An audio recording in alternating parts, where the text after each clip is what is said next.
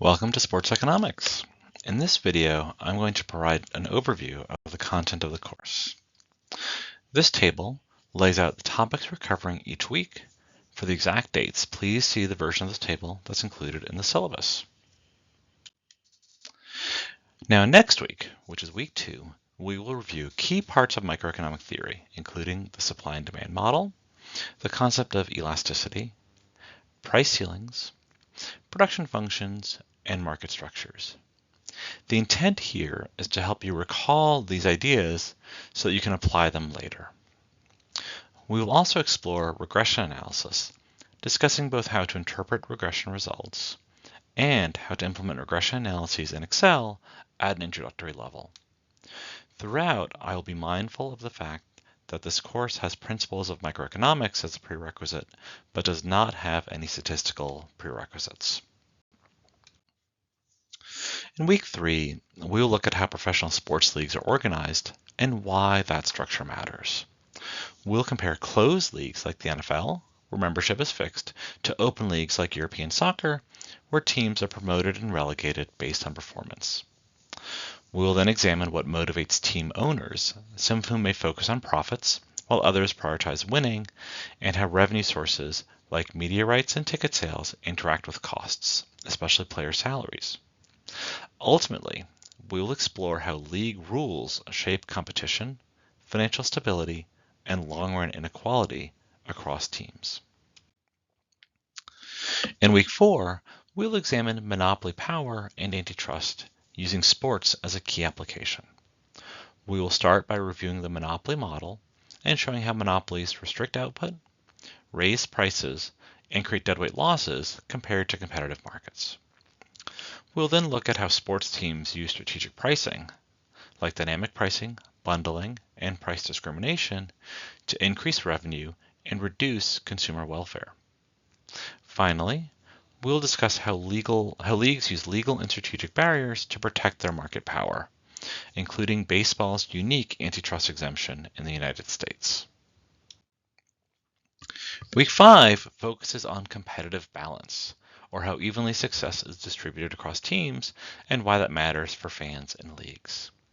We start with the idea that fans enjoy uncertainty, but we also see that strong teams and dynasties don't necessarily reduce popularity.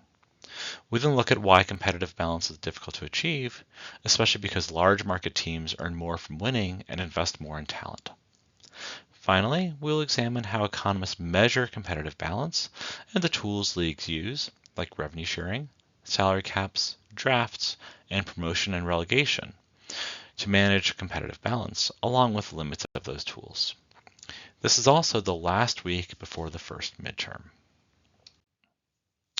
After the first midterm, in week 7, we'll turn to sports gambling, which has experienced rapid growth following legalization in the United States. We'll explore the costs and benefits of sports gambling, how the modern betting industry operates, and the public health impacts of sports gambling. We will then wrap up with a discussion of online sports gambling and the unique issues it may raise. In week 8, you will choose one of a few academic articles on the effects of integration in sports. You will read the paper, have an AI tool summarize the paper, annotate the paper to identify things that you think are important, and then edit the AI-generated summary to reflect what you think is important.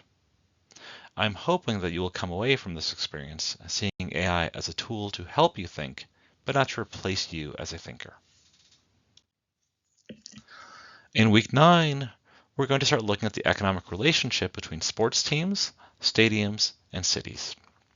We'll trace the evolution of stadium construction from privately financed fields to taxpayer-subsidized public-private partnerships. We will see that new stadiums clearly benefit teams and owners, while decades of research show little evidence that they generate meaningful economic impacts for cities.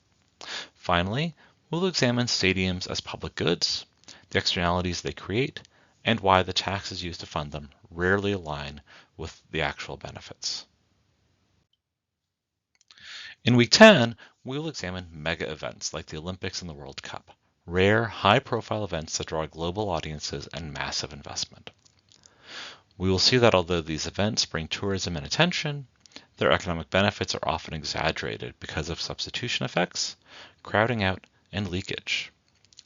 This week, we will also explain why costs have exploded and why cities continue to bid for these mega events anyway, even though the long-run economic returns are uncertain or negative.